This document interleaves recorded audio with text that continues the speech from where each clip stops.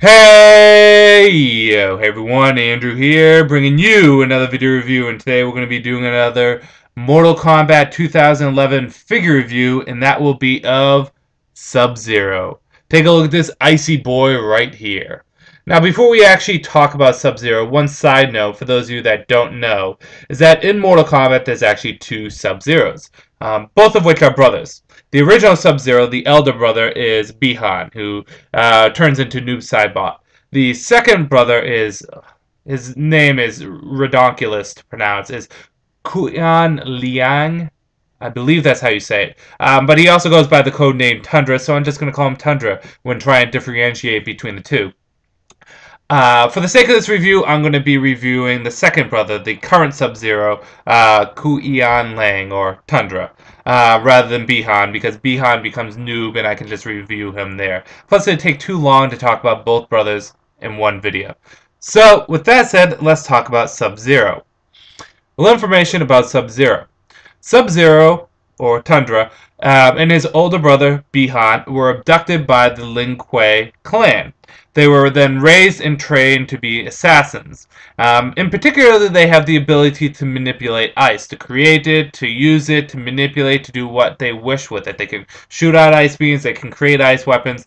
They were proficient in that manner. However, of the two brothers, Bihan was the most skilled. He was able to control his ice powers better and generate more of it, and then he was also a better fighter. So he became known as the first Sub-Zero. Well, Tundra became known as Tundra. Now, we don't see any bit of Tundra in the first Mortal Kombat tournament in the new game. Bihan, however, is framed for the murder of Scorpion's clan and family and is taken on by Scorpion and killed. Once Tundra finds out about his brother's death, he takes up the mantle of Sub-Zero, I'm just going to call him Sub-Zero from now on, and hunts down his brother's killer with fellow Lin Kuei member, Smoke. Now, eventually, this is during the second Mortal Kombat tournament, he's able to come across Scorpion and fights him in battle. Surprisingly, he gains the upper hand on Scorpion, because by all rights, Scorpion is a better fighter than Sub-Zero, but he's able to gain the upper hand, and before he can capitalize off this advantage, he is abducted by the Lin Kuei clan, or at least cyborg versions of them. A little side note is that the Lin Kuei clan is doing something called the Cyber Initiative, where they're taking their assassins and they're turning them into cybernetic robots. Example of this is Sector or what's his name? Cyrax. And of course, Sub-Zero happened to be one of the people that had this happen to them. Now, there's a lot of mixed feelings in the clan on whether or not this should happen. Cyrax and Sub-Zero and Smoke are against it, but Sector is for it. And originally, Smoke was supposed to be abducted, but because Raiden intervened, it was Sub-Zero who was turned into a cyborg. So Sub-Zero is turned into a cyborg, and he is being controlled by the Lin Kuei because they can control his mind and all that, because he's kind of part robot now, and he does their bidding. However, eventually he breaks free of their control and works on the side of good. Hoorah for you! He even comes across his brother, who is now known as Noob Saibot, and is able to take him on battle and hold his own, going to the point where he kicks him into Quan Chi's tornado magic cow shooting whatever it was. It was like a magic tornado to raise up spirits because Quan Chi whacks off to spirits. And New Cyborg is disappeared. We don't see him again. We don't know if he dies or not. But Sub-Zero, unfortunately, is not as lucky as you may think. Well, one is he gets turned into a cyborg. Two is his brother is a murdering bastard. And three, he gets killed by Sindel. Sorry if this is a spoiler for people. I told you guys in my Scorpion review, I'm going to be reviewing the characters in their entirety. Sub-Zero is killed by Sindel with his cybernetics getting ripped out. However, he is resurrected as a undead servant to Quan Chi. Hey, Quan Chi's collecting people. But unlike Scorpion, he's not in control of his body. Quan Chi does it. Pretty much a lot of the characters have that happen to them. Again, I won't spoil the full storyline, but yeah, not many people live through it. I can guarantee you, Johnny Cage, Sonya, Raiden, and Scorpion, along with Quan Chi, are one of the few people that live through this thing. Anywho, that's about all I can say about story-wise about Sub-Zero.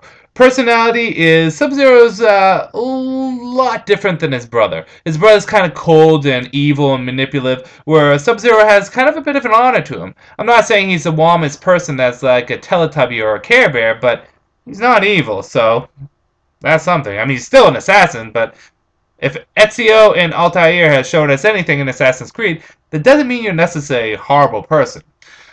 So he's a little bit more honorable. He's a better person than his brother, but we don't get too much character development with him, unlike people like Johnny Cage or Scorpion or Raiden or whatever.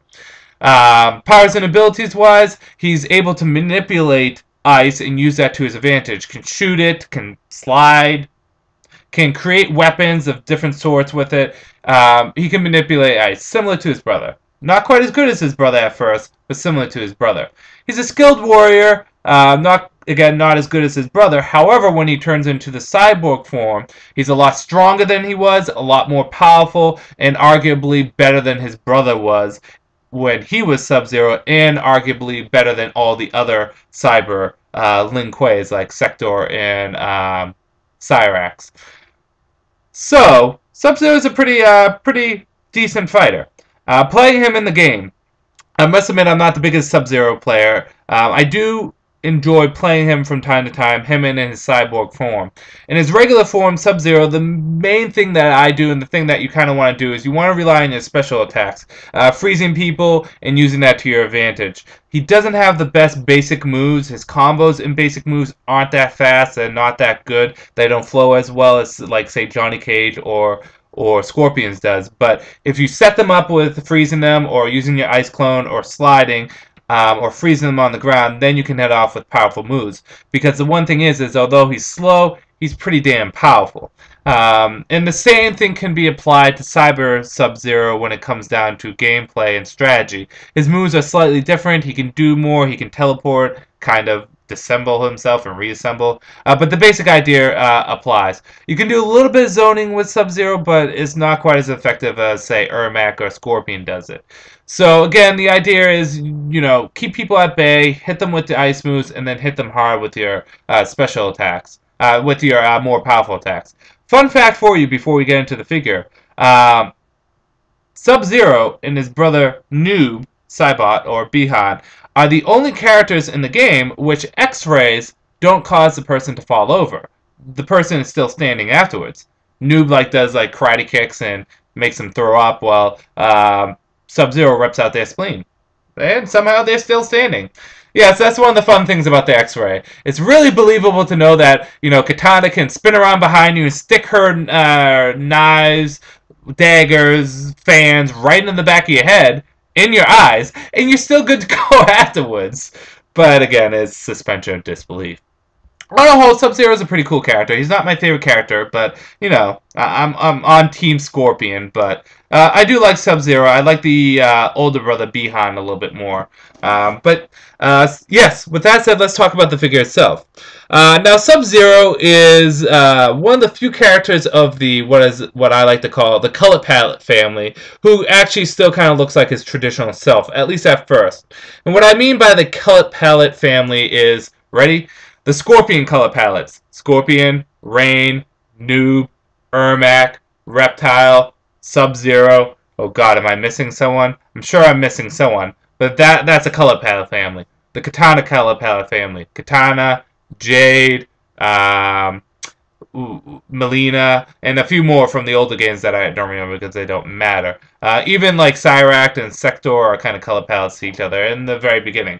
But I always like the ninja color palette, and I like the fact that with Scorpion and Sub-Zero, they kept them kind of true to their original costume, just updated and, well, more badass. And let me just say, Sub-Zero looks pretty damn badass. which is pretty sad because I was upset when they made him Cyber Sub-Zero. I thought it was unique and new and daring, but they could have done it to someone else, and, you know, Sub-Zero just looks so good as this, and I think they should have kept him like that.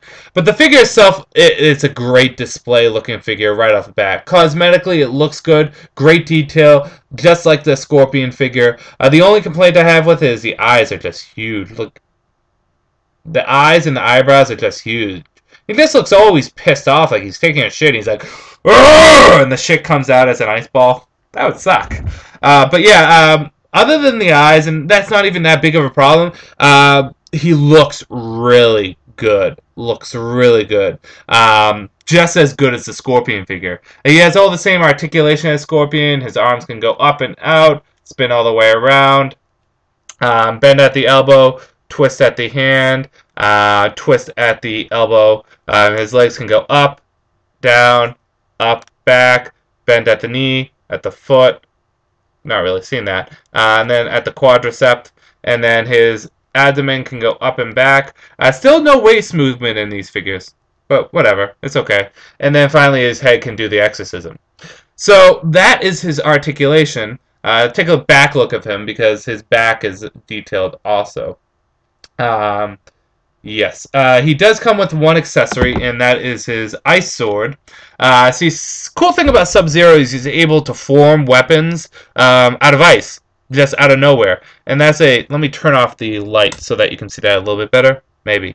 It's a pretty cool ability. He only really does a sword in the game, and it's a little bit different when he does it as Cyber Sub-Zero, but the sword looks really cool. It's kind of raised in certain areas to make it look like ice, and it has like white paint on it to, again, make it look like ice. His weapons go in his hand a lot better than Scorpion's does, but it goes, it's the, what is it, the left hand that it fits in the best. The right hand, I haven't tried it yet to too much of an extent. It wasn't working when I first tried it, so I'm not going to force it, but it goes into his hand, and it fits quite nicely. Actually, I have to say he holds his sword a lot better than Scorpion does, so that's a benefit to the figure. On a whole, Sub-Zero is a fantastic looking figure. Although I like Scorpion better, one, because he's my favorite character, and two, I just like Scorpion's design a little bit better, Sub-Zero is a must-have, whether you're a Sub-Zero fan or a Mortal Kombat fan. The details on these new Mortal Kombat figures is great, the articulation is great, and I'm really hoping for more. I might pick up Raiden sometime next week when I get my paycheck. And I know Johnny Cage is coming out. I really want to see more figures come out. In particular, I'm looking forward to if they did a Noob figure, a Katana figure, a Scarlet figure, and a Smoke figure. Because the characters I play are these. Ready? Ready? I'm going to tell you the characters I play. Scorpion's my main character. My secondary character is Noob. Scarlet is my third character. Those are my three best, with Scorpion being my best. I also am starting to play Katana. I like her, and Smoke I know how to play, but I'm nowhere as good as some other people. My friend Jay is ridiculous with each character. He's actually really good with Sub-Zero, but yeah, you know, Sub-Zero, great figure, good character. He's kind of a mid-tier character in the game. There's like an official tier list, and I don't go by that because characters like Jade and Quan Chi is at the bottom. I'm sorry, if you played my friend Matt with Jade, you wouldn't win. No one can beat my friend with Matt with Jade. Even if I played Scorpion, I can usually hold my own and beat anyone when I play Scorpion. Not when he plays Jade. But I'm surprised by the official tier list. But if I actually had to rank him as a character in the game, fighting-wise, he's about mid-tier. The biggest problem with Sub-Zero is he's kind of slow, and you have to put a lot of effort into learning how to play him.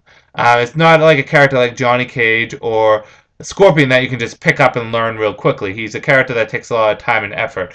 But the figure looks fantastic, very nicely detailed. Again, if you're a Sub-Zero fan or just a Mortal Kombat fan in general, pick this guy up. He looks good.